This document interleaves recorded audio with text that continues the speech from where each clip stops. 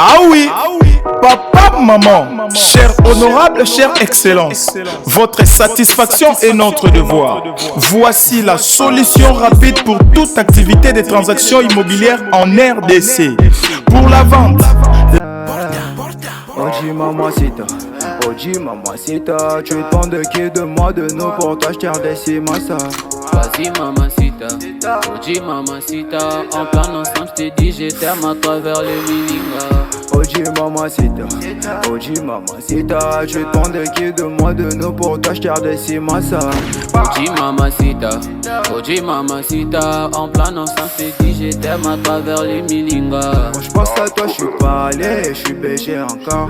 Tu t'en fous de mes reproches et de mes erreurs qui sont moches.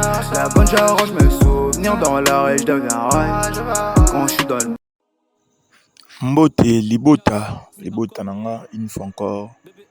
Mbote nabino nayebi ke boza ebele kolanda vidéo na biso, donc kolanda chaîne na biso. Lelo tokiti awa na commune ya Bumbu. Toye kotala lupango moko. Nayebi ke bosepela nango wana kala te tozo kota avenue, donc bomoni to wana makadam. Tokoti avenue tozo pusana. To présenter bino lupango moko eza awa nayebi ke belé bosepela nango po eza bien. Donc na ba o bosepela te ndega toloba toujours so sepeli na vidéo te ole ofinga ole oloba leka tala o sepeli na yango. Soki pe nyonso toche sepeli sa ote komela biso en privé to lukela yo na commune oyo oza nango pusa. Donc voilà un peu idée ndenge ezali to travaillaka. Donc a to pusana toza na avenue touti Prince ya 24 novembre oyo banda Gombe ekenda mati Upen. Donc le pont yana des entrées oko la pendela ya sayo tout comme pe oko la nzela oyo biso toyeli ya ndenge ya 24. Donc awa to ali boso lupango yango oyo ezaki lupango monene na systématique ya Kinshasa ya morcellement biso toye na portail oyo ezomona na mukie. Donc ezaki lupango mobimba er bakati batiki servitude oyo tokokota po elexa biso lupango ndenge ezali. Donc quartier eza bien boyebi mbula nde beta mikolo oyo quartier ya kopola bon tokotana na kati. Voilà, donc awa toye tokoti siko na kati. Monde bafungoli biso tokoti toande kobanga mbwa vérité yango wana. Donc asko tokoti oyo eza servitude na biso ya 1 mètre oyo ma biso place lupango place ndako ezali. Donc oyo nyonso ya da lupango ndenge ba morcelaki. Voilà, donc ato komi mbwa toande kobanga yo wana. Donc awa lupango yango oyo liboso ndako yango oyo ndako oyo tomona ya bleu oyo eza ndako ya 3 chambres yango oyo 3 chambres, salon, cuisine, salle de bain et puis la toilette à libanda ezali.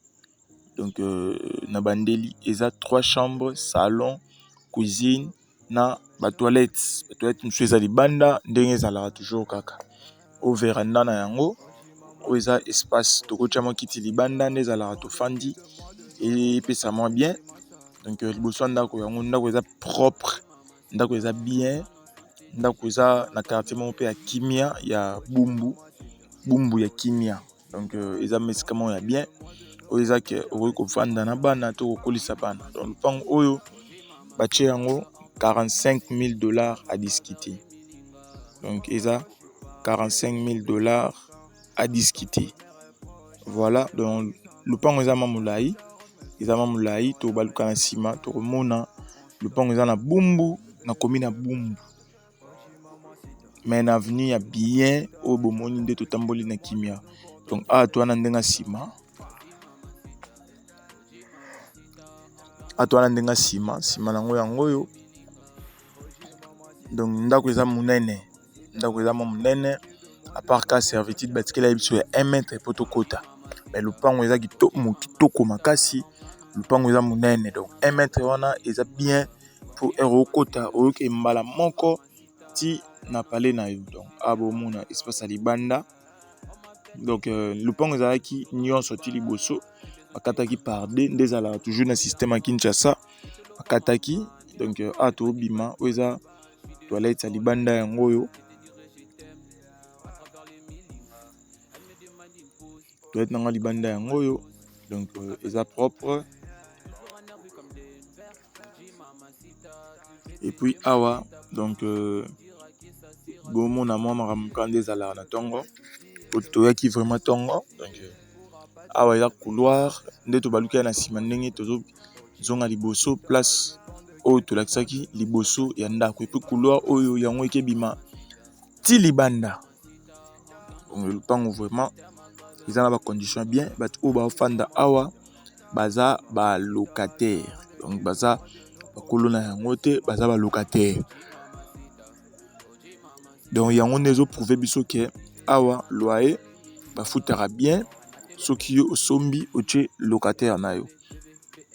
Donc voilà un peu réflexion ndenge toréfléchisaki par rapport ya lupango oyo. Donc batiango $45,000 à discuter. Eza na commune ya Bumbu, eza non loin ya Macadam. Donc eza entre Prince ya Sayo na Prince ya 24 novembre. Donc voilà un peu le pan autonomie qui présenté yango yo. Donc eza na ndako monene 3 chambres, salon, cuisine na ba toilette. $45,000 à discuter. Eza l'emplacement est bien. Oya vous a intéressé ko bukana te ko benga biso to solola. Donc le pan yango totali a tozobima déjà moni couloir auto le baki batikela ki biso ya 1 mètre pour na rotambola calmement et puis kobima ti na balabala. $45,000 à discuter. Commune ya Bumbu na emplacement ya bien. Donc a to bima moni to fongoli portail to bimi omoni ba voisin de bazali donc ba voisin muzuri baza bien baza ba vie ya bien. Donc voilà un peu le pan autonomie to présenter bino pona ba o ba koza intéressé nde to sala toujours kobukana te benga biso to solola comme ça to avancer na document. Donc o na to lingai koloba yango wana dans portail ya mukie o ya marron yango wana place to côté laki et puis portail o munene donc yango ndeza ki lupango moko ya munene mais batekaki ndambo liboso nde na sima etikali mko nango pa bien ateka yango. $45,000 à discuter commune ya Bumbu. Merci beaucoup.